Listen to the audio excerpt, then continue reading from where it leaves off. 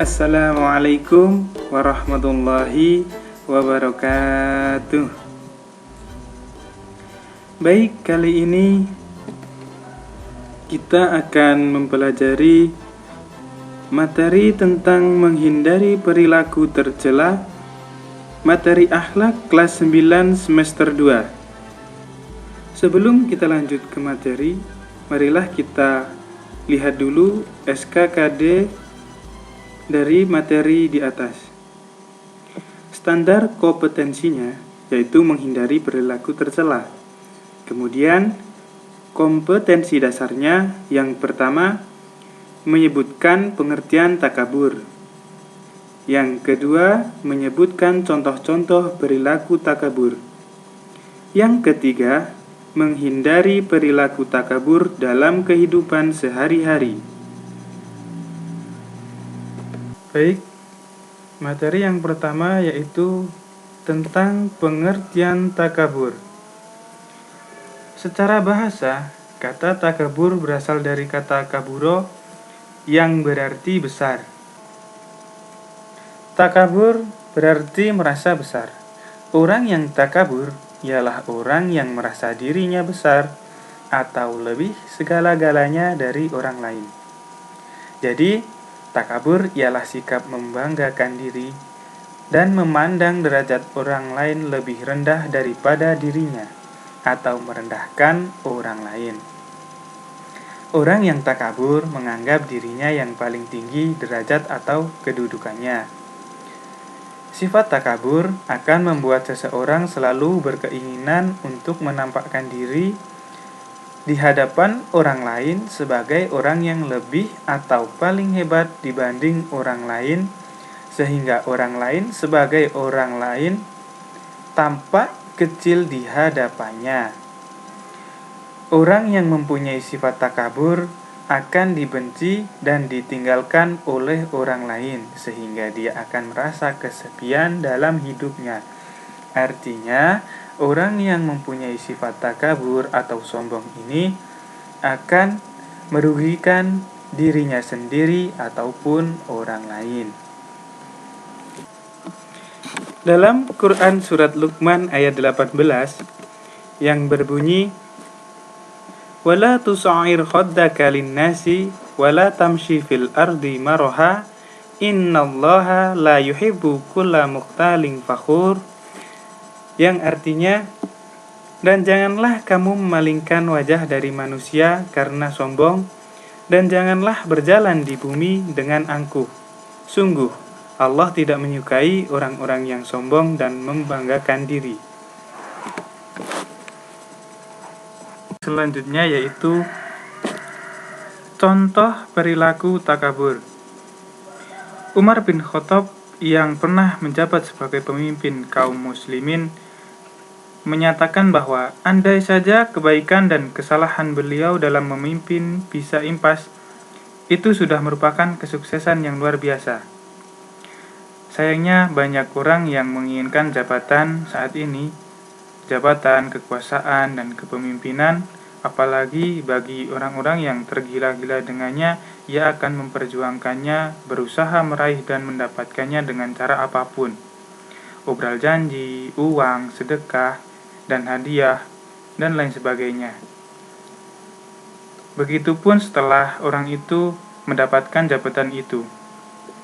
Obral janji dan pamer yang lain sebagainya terus akan dia tunjukkan karena dia mampu mendapatkan apa yang dia inginkan dan ingin orang lain tahu bahwa dia itu hebat. Dia semakin lama semakin egois dan tidak memperdulikan orang lain, sehingga dia akan terus-menerus menjadi pejabat yang pamer dengan keberhasilannya.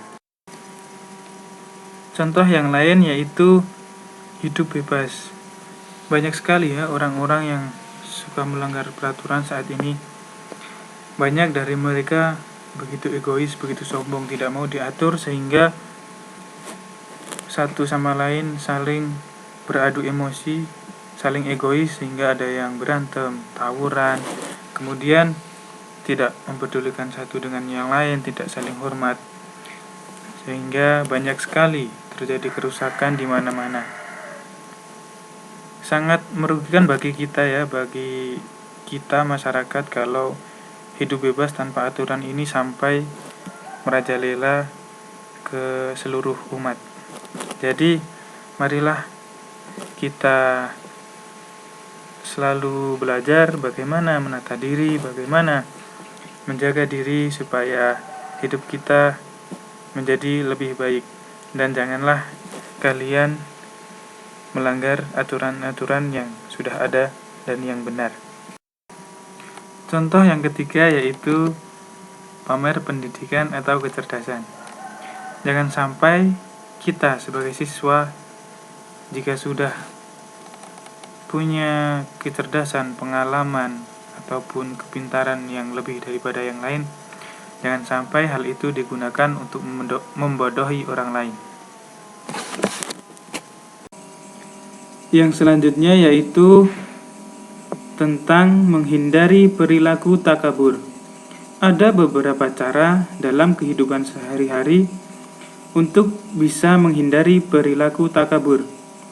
Yang pertama yaitu mendekatkan diri kepada Allah Subhanahu wa Ta'ala. Kita dapat melakukan hal ini dengan cara meningkatkan kualitas ibadah kita, semangat ibadah kita, kemudian sering beramal, menolong sesama, dan yang lain sebagainya. Kemudian yang kedua yaitu memahami kekurangan dan kelemahan diri sendiri. Memahami kekurangan diri sendiri sangat penting. Karena ketika kita bisa memahami kekurangan kita, maka kita akan sadar bahwa kita juga butuh seseorang, butuh orang lain. Entah untuk membantu kita, entah kita juga yang akan membantu mereka, ataupun untuk mengoreksi diri. Akan sangat penting ketika kita bisa memahami kekurangan, karena ketika kita hanya bisa memahami kelebihan, maka kita akan lebih identik kepada kesombongan dan lebih dekat kepada hal-hal tercela. Yang selanjutnya yaitu bersikap tawadu atau rendah hati di hadapan Allah Subhanahu wa Ta'ala. Ketika kita bisa bersikap tawadu atau rendah hati ini, maka hal-hal positif akan sering menghampiri kita, karena kita akan selalu senantiasa berzikir, meminta pertolongan Allah dimanapun dan kapanpun, sehingga Allah akan senantiasa pula mengiringi setiap langkah dimanapun kita berada, di saat yang seperti apa, kemudian ketika kita sedang kesusahan, maka Allah akan lebih mudah memberikan petunjuk.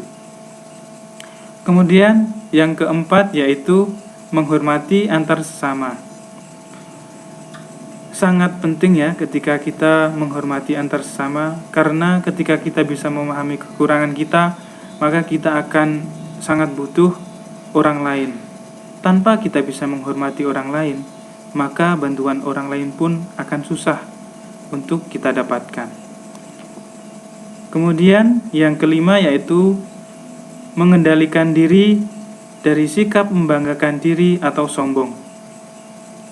Nah, hal ini yang sangat berbahaya, karena ketika kita bersikap sombong, maka kita akan lebih mementingkan diri sendiri, sehingga hal itu akan merugikan bagi diri sendiri maupun orang lain.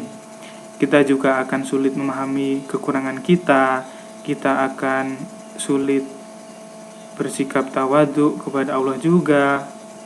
Kemudian hal-hal positif yang seharusnya kita bisa dapatkan itu jarang sekali mendekat kepada kita.